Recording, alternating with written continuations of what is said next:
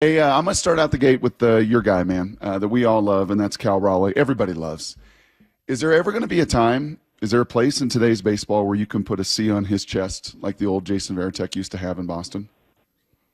Yeah, I think so. I don't see why you couldn't. I mean, for a while there, everybody wanted to put the C on JP's chest because he was kind of the emotional heartbeat and the things he did on the field. But I don't know that anybody would argue with putting it on Cal's chest. They call him Cap. A lot of them do. So it's like they used to call Kyle Seager that. Now they call Cal that. I don't. I don't know that anybody embodies the idea of a captain more than Cal, because it's not just like the performance and the late game heroics, but it's the toughness and the daily accountability. Like, he was legitimately upset that he wasn't in the lineup yesterday. He wanted to play. He doesn't believe in sitting out, even though he knows he needs it. And those sort of things, it resonates. Like, it just resonates in that clubhouse. And I remember how timid he was when he first got called up, and he was kind of quiet, and he never allowed the personality that his dad, who he calls the Todd father, it didn't ever come through, because I think he was respectful to his elders and such. But, slowly, and we really saw it in 22, we started to hit some home runs and take control, and the roster got a little younger. Then he stepped forward, and I've never seen a player kind of that young and that minimal MLB experience generate such a leadership kind of mindset and respect from his teammates. Like, they didn't question it, it wasn't, who is this guy and why is he acting this way or saying these things? They just did it because he's simply tougher and probably meaner when he needs to be than anybody else in there. I would back in the day, we talk about how you'd never want to fight Mike Zunino, and then the infamous D. Gordon, Gene Segura fight in the clubhouse where there's this huge mass of bodies. Once Zanino came in, bodies were going everywhere because he was throwing them out of the way. I don't think I'd messed with Cal in that regard. No. The thing that I know I appreciate, and just from an old locker room to a clubhouse, is when guys don't ever make excuses and they never talk about their nicks and their bumps and their hurts and their owies and make it a public display so everybody knows they're banged up. He never does it. I'm curious, Ryan. I'm curious, Ryan, you two are synonymous.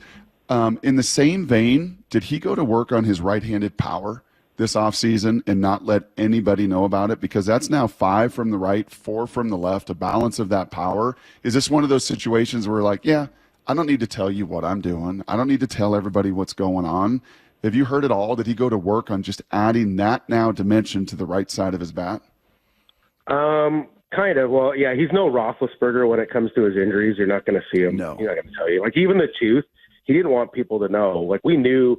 Well, Shannon, of course, because Shannon, she knows everything. She found out about the tooth before the game that he played, and she knew that he was hurting. And then afterwards, he looked miserable. And she was a dental hygienist, right, back in her day, so she cleaned some of the guys' teeth on the road. Is that true or no? I don't know. I know she was the mascot at Chuck E. Cheese for a while when she was in college, but no, I'm serious. That's no joke. She was Chuck E. Cheese. She's the mouse at Chuck E. Cheese in college. No, that's true. So, yeah. So, no, what happened was this spring, and I think even before the spring, when they didn't bring back Murph, who will probably be available at the deadline if they really wanted to do that again. When they didn't bring back Murph and they saw what Savala was, they just basically went to Cal and said, look, you're going to play a lot more, which he loved. He's like, we're not going to platoon it. You're going to play against left-handed pitching. We believe you can hit right-handed. So, go to work. So this spring, if you noticed, he played in almost every game that there was a left-handed starter, especially late when he knew he could face left-handed pitching. And he spent hours in there. And really what it was, I think, more than anything, is the pitch recognition from the right side, understanding what pitches you really drive well, and kind of and looking for those kinds of pitches. I mean, his swing isn't a lot different. The setup and everything isn't a lot different side to side. His dad, his dad is a great coach, and it looks the same. And I've seen his brother play, who's like a mini big dumper. He's actually almost as tall as Cal now, at 13 years old. He's got the same swing, but it's very simple. And so I think what Cal did is he put in a lot more time. And then the idea that you're going to bat against lefties every day, you're going to face these guys. You prepare for it. I mean, that's the one thing you say about Cal is he prepares for it. And it's like he spent hours, I wrote that story last year about how he's got the longest days during spring training. There were times where I'd come back after a game and he was over there in the cage taking right-handed hacks because he wanted to get better and he wanted to feel better about it going into the season. So it's something I think that it wasn't like, he was told, hey, this is going to happen. So as a catcher, you prepare and you go do it that way.